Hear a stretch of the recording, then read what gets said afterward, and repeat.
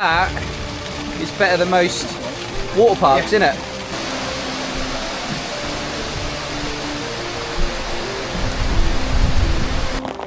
Hello? Well, it's not going according to plan here, is it, David? No, we're getting drenched, but we'll be alright. Kitchen sink in here. Got the kitchen sink in there, literally. We're eating out of that later.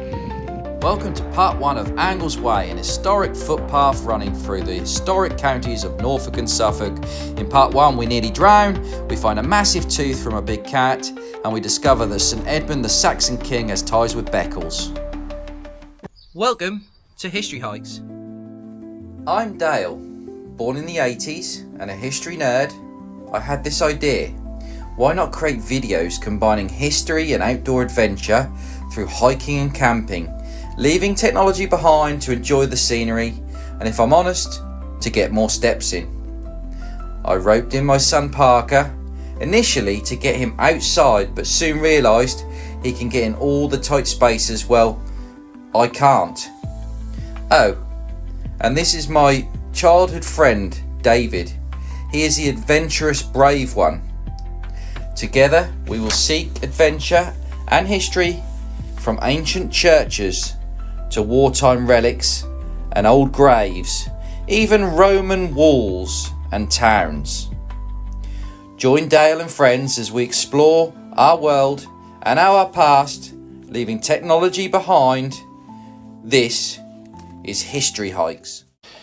Well, we're here at Carlton Marshes to start our history hike, Angles Way in Suffolk, Norfolk, and it's absolutely bucketing it down with rain, so we're just taking shelter under Carlton Marshes to start with. David's just been to the toilet, and we're looking to start our history hike. So that's what we're doing. I'm just going to put my waterproofs on already. You got yours? Yeah, I'm not putting it on yet though. David's brave. So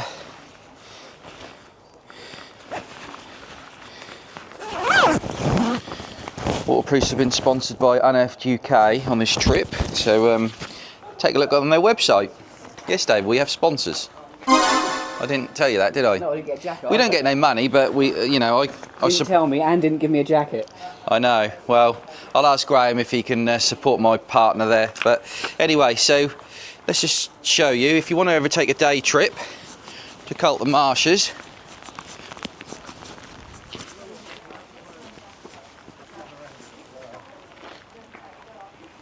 there's lots of walks here that you can do through the marshes, but we're doing Angles Way, which is a bigger footpath all the way through Suffolk and Norfolk historic landscapes.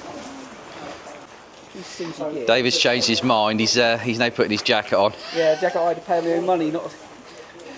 To be fair, I get discount, mate, but you know, can't expect freebies all the time, can you? What's yours, Peter Storm? Yeah. Millets in Lowesoft.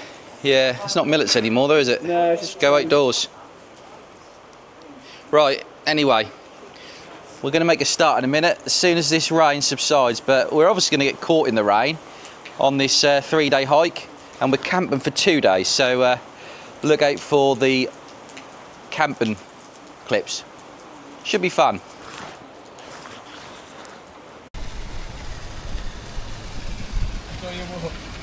Thanks. Yeah, we're filming it all as well. Oh, lovely. I just want to get a picture like you did. Look. Yeah. That's sod's law. We're on a 3-day hike. Oh yeah. And it starts bucketing it down like this. It ain't rained like for the last 2 weeks. Yeah. Crazy, isn't it? But that is better than most water parks, isn't it? Yeah, exactly. Impressive. I've needed it, I think. Hopefully it stops a bit so we can get going. Yeah, well, fingers crossed for you. Hello? Well, it's not going according to plan here, is it, David? No, we're getting drenched, but we'll be alright. The good news is we've got a sign, our first sign, and we weren't sure if we were going the right way, but we've got our first sign up there saying Angles Way. You can see that. So 7 miles to Beccles, and you've got the River Waveney just in that groove, or that hollow there. I mean, this trip would be absolutely beautiful if it weren't raining. We've had 2 weeks of Caribbean sunshine, And now we've got this horrible weather. David's taking a bit of photography, but we'll crack on. We're going this way, and we'll come back when we see anything interesting. But ancient landscape here, you can imagine the Bronze Age huts on stilts, basically living out here, feeding off that river. Yeah, don't want to say too much because I'm getting wet. You join us, we've done about 3 miles now. Hasn't stopped raining still. But there's a little feature up there. It's not really old or historic, but I'm just wondering what it is. Let's turn you around. So if you could just look, oh, I've got to put my hood up, hold on. If you look over there, there's some kind of hut thing. I don't know if it's for birds or whether it's a pump station or something, but quite unusual. It reminds me of an owl, some kind of owl sort of sanctuary. Probably isn't. It's half brick and half timber. So yeah, and earlier when I was saying you could imagine the Bronze Age people being out here in their round huts on stilts, they're actually called roundhouses. I was trying to struggle for the word. There's been some great roundhouse sites found in England, and this marsh in Suffolk reminds me of exactly that. So there's a bit of history for you.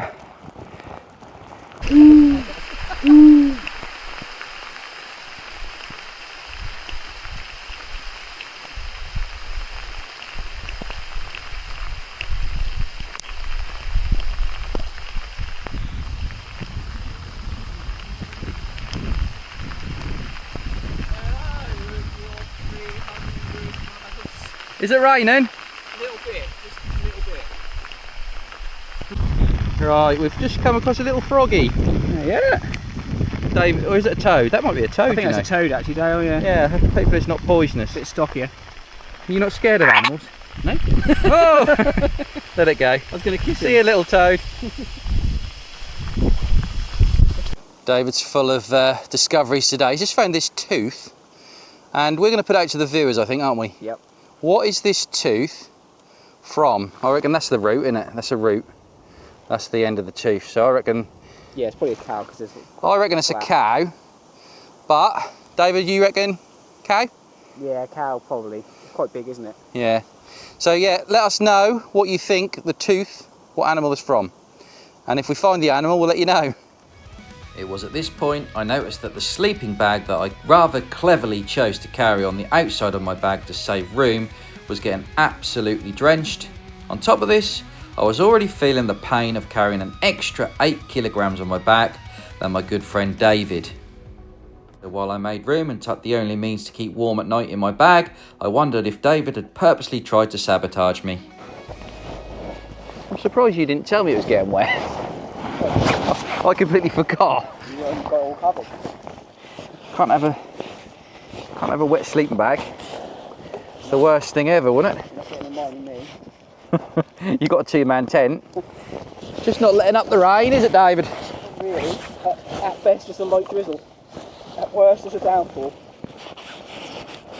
So my sleeping bag was safe, but I hadn't eaten anything that morning, and as with any sport or exercise, you have to fuel your body properly.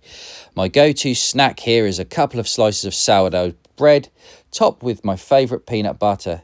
As usual, David had already eaten his, which from memory was another protein bar.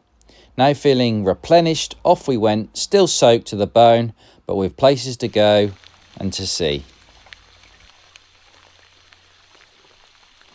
You'll have to excuse me, I had to put this Viking boat travelling down the river. I just envisaged the Vikings travelling down the River Waveney back when. We'll talk about that more later.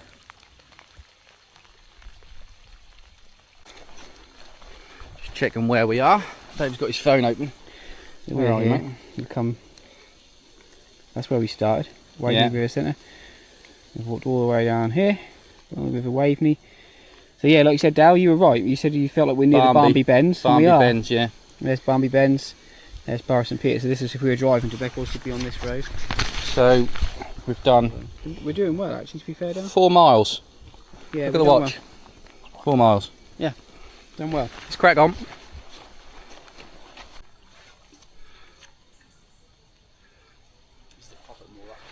Huh? Yeah, it's a nice boat. No plastic crates.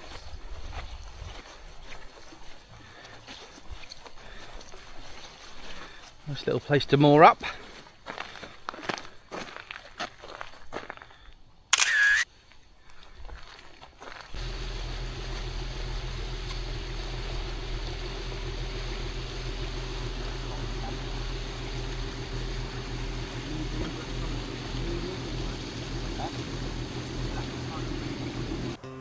Right, let's talk about pack weights. Now, David being a lightweight all his life, even from when he was young, drinking. What were you drinking, apple sours? Apple sours and Smirnoff Ice. We're all on the pints, and he was on the apple sours. And that kind of reflects in his bag weight, I think. So let's have a look. We're both rocking the Carramore bags. So we'll start with David's bag. Right, so David, can you read that, David? Let's bring it forward. What do you want it in? Kilograms. Kilograms, 24. No? No. 11? 11, yeah. 10.5, 11 kilograms for David. That's enough, isn't it? Now that's a good 1 day hike pack weight. Right, this is not for 1 day. We're going for 3 days. So noodles don't weigh much, guys, don't worry. Let's get my pack. Now I am carrying the cooking equipment and the recording equipment, but if we can just bring this bag a bit closer. What have you got here? Right, David, what? Whoa! Hang on, we're not. What are we? 20, pretty much on the nose, 20. It's gone down a bit there. 18. So we're at 18. God damn. So we're at 18 kilograms now. You've got 7 kilograms more than me. Yeah, I mean, ideally, they say 20% of your body weight. So there are pack weights. David might have to carry some of my stuff as I get tired tomorrow. First I've heard of that. And boy, did I get tired. Right.